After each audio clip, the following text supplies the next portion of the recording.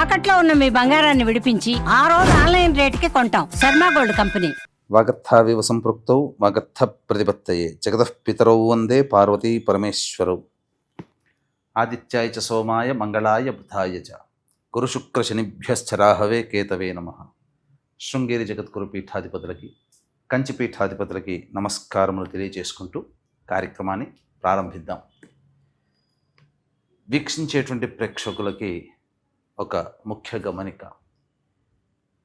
అనేక మంది తమ యొక్క ప్రశ్నలని కామెంట్స్ రూపంలో తెలియజేశారు. కొంతమంది మెసేజ్ రూపంలో కూడా పంపించడం జరిగింది.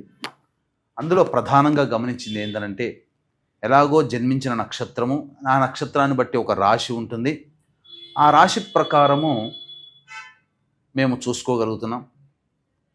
కానీ మా పెద్దలు వాళ్ళకి డేట్ ఆఫ్ బర్త్ అనేటువంటిది తెలుసు, కానీ అలాగే ఏ సంవత్సరంలో పుట్టారో తెలియదు. మరి అటువంటి వాళ్ళు కూడా చూసుకోవాలంటే ఎలా అనేటువంటి ఒక ప్రశ్నని తీసుకురావడం జరిగింది. కాబట్టి వీళ్ళందరినీ కూడా దృష్టిలో పెట్టుకొని, ఇప్పుడు ఏ నక్షత్రము ఏ రాశి వాళ్ళైతే జన్మిస్తారో ఆ రాశి మరియు ఒక మంత్లో ఒక డేట్ నుంచి ఇంకొక డేట్ మధ్యలో పుట్టినటువంటి వాళ్ళు ఒక రాశికి చెందిన వాళ్ళుగా మనకు తెలియచేయడం జరుగుతుంది శాస్త్ర ప్రకారము. కాబట్టి ఈ యొక్క గణాంకాలని దృష్టిలో పెట్టుకొని మనం వినూత్నంగా రాశితో పాటుగా ఒక నెలలో పుట్టినటువంటి వాళ్ళకి, అనగా ఉదాహరణకి ఉజ్జాయింపుగా ఏ రాశికి చెందుతారో ఆ రాశి వాళ్ళని మనం క్రోడీకరించుకొని ఈ యొక్క నూతన విధానంగా మనం తెలియచేయడం జరుగుతుంది. ఒకవేళ రాశికి సంబంధం లేకపోయినా మీరు జన్మించిన జన్మ తేదీ మరియు జన్మ నెల ఏదైతే ఉంటుందో జన్మ మాసమును బట్టి మీరు ఒక రాశికి చెందుతారు. ఆ రాశిది ఆ ఫలితాలు కూడా మీకు కూడా ఉపయోగంగా ఉంటాయని చెప్పి తెలియచేయవచ్చు. అలాగే ప్రస్తుతం గమనించుకున్నట్లయితే ఈ యొక్క ద్వాదశ రాశుల వారికి సంబంధించినటువంటి శుభ అశుభ ఫలితాలు అనేటువంటివి మీకు క్లుప్తంగా తెలియచేయడానికి ప్రయత్నం చేస్తాను. ఇక వివరాల్లోకి వెళ్ళిపోదాం. ఆగస్టు 16వ తారీఖు నుంచి 31వ తారీఖు వరకు కర్కాటక రాశిలో జన్మించినటువంటి వారికి ఏ విధంగా ఉండబోతుందో తెలుసుకునే ప్రయత్నం చేద్దాం. ఈ కర్కాటక రాశి వారిలో డేట్ ఆఫ్ బర్త్ ప్రకారం చూసుకున్న జూలై 20వ తారీఖు నుంచి ఆగస్టు 10వ తారీఖు మధ్యలో పుట్టినటువంటి వాళ్ళందరూ కూడా కర్కాటక రాశికి చెందిన వాళ్ళు అవుతారు.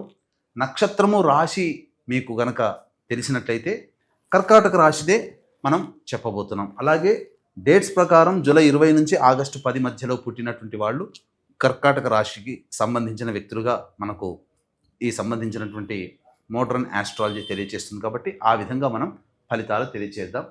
ఇక చూసినట్లయితే ప్రధానంగా గురుగ్రహ ప్రభావము వలన సంపూర్ణమైనటువంటి యోగం కలగబోతుంది. ఎలాంటి యోగం కలగబోతుంది అంటే, ఖర్చులు ఉంటాయి కానీ సద్వ్యయము అవుతుంది.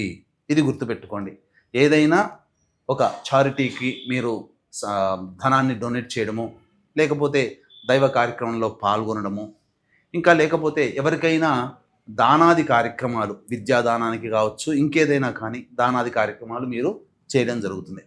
ఇక 12వ ఇంట ఉన్నటువంటి శుక్రుడు ప్రధానంగా వ్యయస్థానంలో సంచారం చేస్తున్నటువంటి శుక్రగ్రహ ప్రభావము మీకు 20వ తారీఖు వరకు కొంత ఆందోళన కలిగించేటువంటి విషయం. ముఖ్యంగా వివాహం అయితే వివాహ దాంపత్య సంబంధాల పట్ల, లేదా ఎవరితోనైనా కానీ స్త్రీలతో వాగ్వివాదాలు జరిగే అవకాశం, ఫ్రెండ్షిప్ రిలేషన్ దెబ్బతినే అవకాశం గోచరమవుతుంది. 21వ తారీఖు నుంచి శుక్రుడు యోగకరుడుగా మారుతాడు. సమస్యలు ఉన్నప్పటికీ కూడా ఆ సమస్యల్ని పరిష్కరించుకోగలుగుతారని చెప్పవచ్చు. ఇక రాశిలోనే బుధగ్రహ సంచార ప్రభావం అనేటువంటిది జరుగుతున్నటువంటి కారణం చేత కాస్త బద్ధకం అనేటువంటిది ఉంటుంది. ఏ పని చేయాలన్నా తర్వాత చూద్దాంలే, తర్వాత చేద్దాంలే అనుకోవడం కానీ, లేకపోతే అనుకున్నటువంటి పనులు కాస్త వాయిదా పడడం కానీ బుధగ్రహ ప్రభావం కలుగుతుంది. ఇక రవి కేతుల యొక్క ప్రభావము ధనాభావము కుటుంబ భావంలో ఉండడం కాబట్టి ప్రధానంగా ఈ మధ్య మీ మీద డామినేట్ చేసేటువంటి అవకాశం ఈ కుటుంబ సభ్యులకి కలుగుతుంది. కుటుంబ సభ్యులతో వాగ్వివాదాలు కలుగుతాయి. అయితే ధనపరమైనటువంటి సమస్యలన్నీ కూడాను పరిష్కరించుకోగలుగుతారు. ప్రభుత్వపరమైనటువంటి సహాయ సహకారాలు ఈ రాశిలో జన్మించినటువంటి వారికి అందుతాయని చెప్పవచ్చు. ఇక కర్కాటక రాశి వారికి కుజగ్రహ ప్రభావం చాలా యోగించేటువంటి అవకాశం ఉంటుంది. మీరు కొన్ని సమస్యల్ని మీకు తెలియకుండానే ధైర్య సాహసాలతో వాటిని పరిష్కరించుకోగలుగుతారు. ఆత్మవిశ్వాసం పెరుగుతుంది. నూతన వ్యక్తులు పరిచయం అవుతారు. సోదర సోదరిమణుల యొక్క సమస్యలు కానీ వాళ్ళ యొక్క సహాయ సహకారాలు కానీ పొందడం, తద్వారా అన్నీ కూడాను మంచిగా లాభసాటిగా ఉంటుంది. అన్ని విధాలుగా యోగకరంగా ఉంటుందని చెప్పవచ్చు. ఇక అష్టమ రాహువు కాస్త ఆరోగ్యం పట్ల శ్రద్ధ వహించాల్సినటువంటి పరిస్థితి. అలాగే శని ప్రభావం కూడా మీకు శని భాగ్యస్థానంలో ఉన్నప్పటికీ కూడా వక్రీకరించినటువంటి కారణం చేత అష్టమ శని దోష ప్రభావాన్ని కూడా ఈ కర్కాటక రాశి వారు ఎదుర్కొంటారు. ఏతావాత చెప్పొచ్చేది ఏంటంటే ఈ యొక్క కర్కాటక రాశి వారికి మిశ్రమమైనటువంటి ఫలితాలు కలుగుతాయి, అందులో సందేహం లేదు. కాబట్టి గొప్పగా మనకు అవకాశం అన్నీ లభించకపోయినప్పటికీ కూడా, గొప్పగా జరగకపోయినా సాధారణమైనటువంటి స్థాయే కొనసాగుతుంది. ఇక ఈ రాశిలో జన్మించినటువంటి విద్యార్థులకి విద్య యందు ఆటంకాలు అనేటువంటివి ఉంటాయి. కోరిన విద్యా సంస్థల్లో మీకు ప్రవేశం లభించాలి అంటే బహు కష్టతరం అవుతుంది. అలాగే నిరుద్యోగస్తులు మంచి సమయం కోసం ఎదురు చూడక తప్పదు. కొంతకాలం గడిచిన తర్వాత అనుకూలమైనటువంటి సమయం మీకు ఆసన్నమవుతుందని చెప్పాలి. అలాగే ఉద్యోగ రంగంలో ఆల్రెడీ ఉద్యోగం చేస్తున్నటువంటి వ్యక్తులు కొత్త సంస్థలోకి ఉద్యోగం మారాలి అని అనుకుంటే మాత్రం ఆ ప్రయత్నాన్ని కాస్త వాయిదా వేసుకోండి. సమయం అనుకూలంగా లేదు, కష్టపడతారని చెప్పవచ్చు. ఇక ప్రధానంగా 21వ తారీఖు నుంచి వివాహ సంబంధమైనటువంటి విషయాల్లో వివాహం కాని యువకులకి కొన్ని సంబంధాలు కుదిరే అవకాశం ఉంటుంది. కాబట్టి జాగ్రత్తగా ప్లాన్ చేసుకోండి. ఇక సంతానపరమైనటువంటి సమస్యలతో ఇబ్బంది పడేటువంటి వాళ్ళకి చక్కటి అవకాశం అనేటువంటిది కలుగుతుంది. సంతాన సాఫల్యత కలుగుతుంది. అలాగే కన్సీవ్ అయినటువంటి మహిళలకి చక్కటి సంతానం కలిగే అవకాశం కూడా గోచరమవుతుంది. అన్ని విధాలుగా ఈ యొక్క కర్కాటక రాశిలో జన్మించినటువంటి వారికి సాధారణంగానే ఫలితాలు ఉంటాయి అని గమనించగలరు. ఇక ఈ రాశిలో జన్మించినటువంటి స్త్రీలు ప్రధానంగా 20వ తారీఖు వరకు కాస్త కష్టములు అనుభవించక తప్పదు. అనవసరమైనటువంటి వ్యయాలు అవుతాయి. మీకు మానసిక ఒత్తిడి, శారీరక శ్రమ అధికంగా ఉండడం వలన ఏ పని ముందుకు సాగలేకపోతూ ఉంటుంటారు. అలాగే కొన్ని చోట్ల అవమానాలు ఎదుర్కోవాల్సి వస్తుంది. మీ యొక్క సర్వీస్ని వాడుకోవడం తప్ప మీకు ఉపయోగపడే విధంగా లేదా మీకు ఏదైనా కానీ సహాయ సహకారాలు తిరిగి చేయడం అనేటువంటిది జరగదు. కాబట్టి మీ యొక్క సర్వీస్ని అందించేటప్పుడు 1-2 సార్లు ఆలోచించుకునే ప్రయత్నం చేయండి. వాగ్దాన రూపంలో ఎవరికి కూడాను అప్పుగా ఇవ్వకండి. వాగ్దాన రూపంలో సంతకాలు పెట్టకండి. మీ యొక్క ధనానికి మీకు ఇబ్బంది పడే అవకాశం మీకు కలుగుతుంది. కాబట్టి జాగ్రత్తలు పాటించండి. ఇక అన్నిటికంటే ముఖ్యంగా మీ యొక్క వాక్కుని ఎంత అదుపులో ఉంచుకుంటే అంత యోగ్యమైనటువంటి జీవితాన్ని పొందుతారని చెప్పవచ్చు. ఇక ఏతావాత ఈ రాశిలో జన్మించినటువంటి మహిళలకి కూడా సాధారణంగానే ఉంటుందని చెప్పవచ్చు. ఇక గమనించుకున్నట్లయితే వీక్షించేటువంటి ప్రేక్షకులకి గమనిక, ఈ నెల 22వ తారీఖు రోజున చతుర్దశి మరియు అమావాస్య కలిసినటువంటిది అద్భుతమైనటువంటి రోజు. ఈ రోజున మీ యొక్క జాతకరీత్యా మీరు ఎన్ని ప్రయత్నాలు చేసినా ఆ ప్రయత్నంలో ఆటంకాలు ఎదుర్కొంటున్నారు.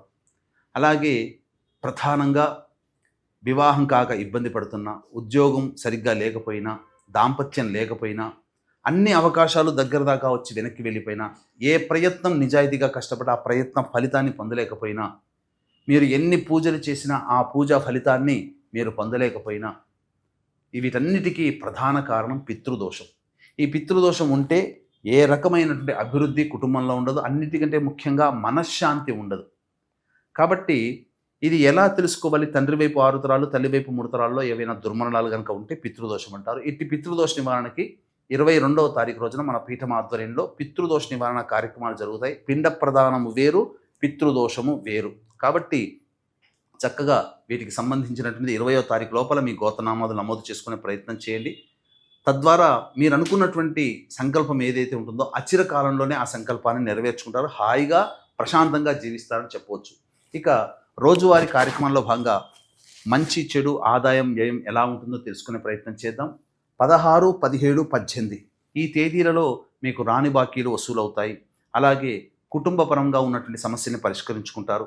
ఖర్చుకు మించిన ఆదాయం లభించడం ద్వారా అన్ని విధాలుగా ఆనందదాయకంగా ఉంటుంది. విందులు వినోదాల్లో పాల్గొంటారు, స్నేహితుల్ని కలుసుకుంటారని చెప్పవచ్చు. ఇక 19, 20వ తేదీల్లో మీకు అనవసరమైనటువంటి వృధా ఖర్చులు అవుతాయి. దైవ దర్శనానికి వెళ్ళే అవకాశం ఉంటుంది. మీకు సంబంధించినటువంటి మీ హోదాని పెంచే విధంగా దుస్తులు కానీ ఆభరణాలు కానీ కొనుగోలు చేసే అవకాశం గోచరమవుతుంది. ఖర్చులు అధికంగా ఉంటాయి కాబట్టి జాగ్రత్తలు పాటించండి. ప్రశాంతమైన జీవితం ఉండదు. ఇక 21, 22వ తారీఖుల్లో ప్రధానంగా పెండింగ్లో ఉన్నటువంటి పనులను పూర్తి చేసుకుంటారు. చక్కగా పాత స్నేహితులు కలిసి ఆనందంగా గడుపుతారు. ధనాదాయం కూడా చాలా చక్కగా ఉంటుంది. 23, 24, 25 తేదీల్లో ఖర్చులు అధికంగా ఉంటాయి. కుటుంబ సభ్యులతో వాగ్వివాదాలు పెరుగుతాయి. మనస్సు ఆందోళనగా ఉంటుంది అని చెప్పవచ్చు. ఏ నిర్ణయం తీసుకోలేకపోతారు. ఇక 26, 27 తేదీల్లో ప్రధాన ఘట్టం మీ జీవితంలో చక్కగా అన్ని విధాలుగా యోగకాలంగా ఉండేటువంటి సమయం. మీ ధైర్య సాహసాల వల్ల మీకు భవిష్యత్తులో మీకు యోగం కలుగుతుంది. అన్ని విధాలుగా సహాయ సహకారాలు అందుతాయి. రాని బాకీలు కూడా వసూలు అవుతాయని చెప్పవచ్చు. ఇక 28, 29, 30 మరియు 31 తేదీల్లో మీ ఆరోగ్యం పట్ల శ్రద్ధ వహించాలి. తల్లిగారి ఆరోగ్యం పట్ల కూడా శ్రద్ధ వహించాలి. వాహనాన్ని నడిపేటప్పుడు జాగ్రత్తలు పాటించాలి. గృహ మరమ్మతులు, వాహన మరమ్మతులకి ఖర్చులు అధికంగా ఉంటాయి. ప్రశాంతత లేని జీవితాన్ని గడుపుతారు. సంతృప్తి అనేటువంటిది ఉండదు. ఏ తర్వాత చెప్పుకొచ్చేది ఏంటంటే సాధారణమైనటువంటి ఫలితాలు ఈ యొక్క కర్కాటక రాశిలో జన్మించినటువంటి వారికి కలుగుతాయి. కాబట్టి ఈ కర్కాటక రాశిలో జన్మించినటువంటి వారికి మంచి ఫలితాలు రావాలి, సమస్యలు తీరాలి అనుకుంటే ప్రతిరోజు దత్త అష్టకం, కాలభైరవాష్టక పారాయణం రోజుకి 3 సార్లు పఠించండి. సర్వం శ్రీ ఉమామహేశ్వర పరబ్రహ్మార్పణమస్తు.